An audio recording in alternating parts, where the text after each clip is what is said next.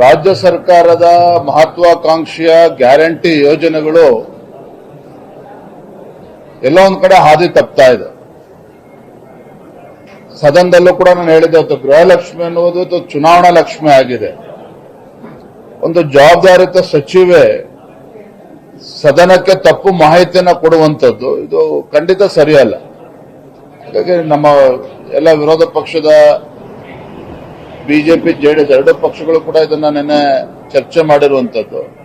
ಅದು ಸದನವನ್ನ ಮಿಸ್ಲೀಡ್ ಮಾಡುವಂಥದ್ದು ಯಾರಿಗೂ ಕೂಡ ಶೋಭೆ ತರುವಂತದ್ದಲ್ಲ. ಆದರೂ ಕೂಡ ಸಚಿವರಾಗಿ ಈ ರೀತಿ ಅಪಹಾಸ್ಯಕ್ಕೆ ಒಳಗಾಗಿರುವಂತದ್ದು.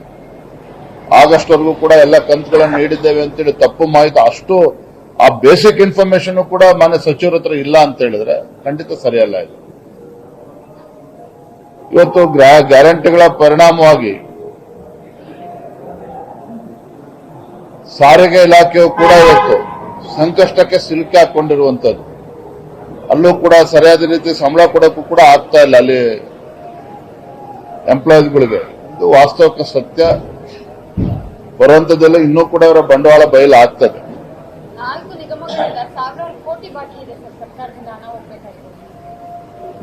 ಪಾಪ ನೀವು ಮುಖ್ಯಮಂತ್ರಿಗಳು ಅವರೇ ಗೊಂದಲದಲ್ಲಿದ್ದಾರೆ.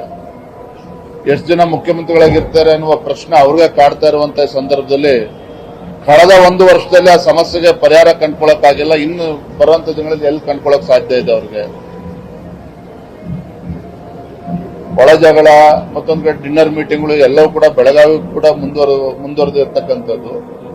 ಎಲ್ಲ ಒಂದ್ ಕಡೆ ರಾಜ್ಯ ಸರ್ಕಾರದ ಒಳ ಜಗಳದಿಂದಾಗಿ ಮುಖ್ಯಮಂತ್ರಿಗಳು, ಸಚಿವರು, ಶಾಸಕರ ಮಧ್ಯೆ ಏನು ಒಳ ಜಗಳ ಇದೆ, ಮುಖ್ಯಮಂತ್ರಿ ತಾನಾಗಬೇಕು ಅನ್ನೋ ಪೈಪೋಟಿ ನಡೀತಾ ಇದೆ. ಆಡಳಿತ ಅಂತೂ ಕೂಡ ಹಳಿ ತಪ್ಪಿರುವಂತದ್ದು ಸತ್ಯ.